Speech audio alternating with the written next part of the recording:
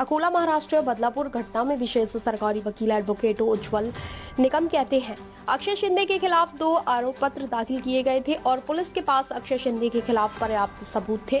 बलात्कार की घटना की 2 पीड़ितों ने अक्षय शिंदे को आरोपी के रूप में पहचाना। पुलिस के पास पर्याप्त सबूत थे कि अगर मामला अदालत में जाता है तो उसे मौत की सजा मिल जाती। जब आरोपी को पता होता है कि उसने बचने की कोई संभावना नहीं है तो वह हिंसक हो सकता है। इसलिए अक्षय शिंदे मानसिक रूप से अवसादग्रस्त हो सकता है और इसलिए उसने पुलिस पर हमला किया या आत्महत्या करने की कोशिश की और पुलिस को जवाबी कार्रवाई में फायरिंग करनी पड़ी और 2 पुलिसकर्मी भी घायल हो गए। दुर्भाग्य से कई नेता इस घटना पर राजनीति कर रहे हैं। न्यायिक जांच के बाद सच्चाई सामने आएगी। बदलापुर घटना के अन्य आरोपियों के खिलाफ मुकदमा चलाया जाएगा।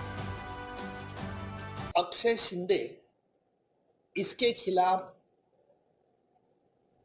पुलिस ने 2 चार्जशीट दर्ज किए थे और 2 चार्जशीट जब मैंने पढ़े थे तब अक्षय शिंदे के खिलाफ पुख्ता सबूत पुलिस को प्राप्त हुआ था।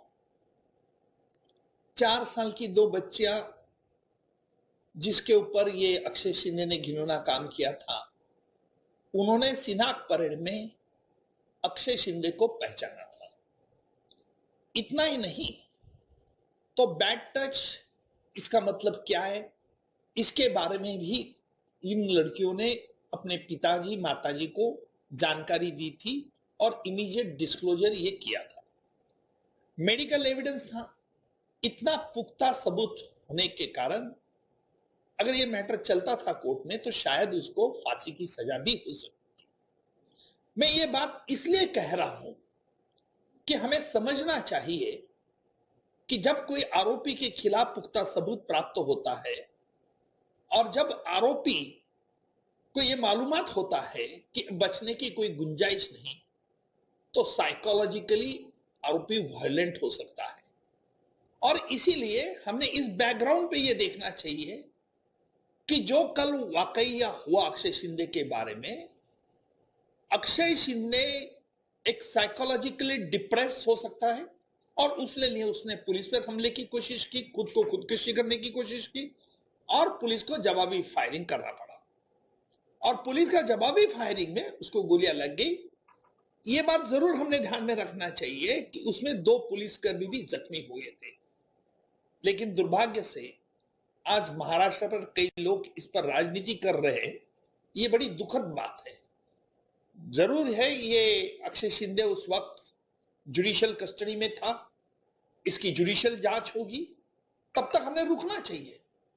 लेकिन माध्यमों ने भी ये बात ध्यान रखना चाहिए कि राजनीति नेता जिस प्रकार की बात करते हैं उससे हम पुलिसों का हौसला कम कर रहे हैं।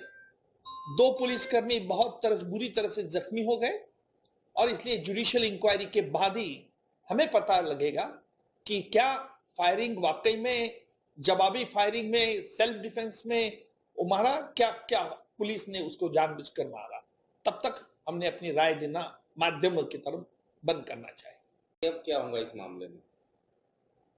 देखिए, अक्षय शिंदे के मामले में जो मेन आरोपी था, लेकिन उसके अलावा जो बाकी के आरोपी हैं उनके खिलाफ तो ट्रायल चलने वाले हैं। ऐसा नहीं है।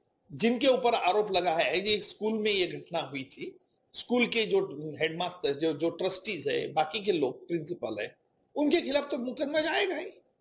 लेकिन अक्षय शिंदे के बाद से जो पुलिस के ऊपर जो हमले अभी कर रहे राजनीति नेता, वो मुझे लगता है कि बहुत गलत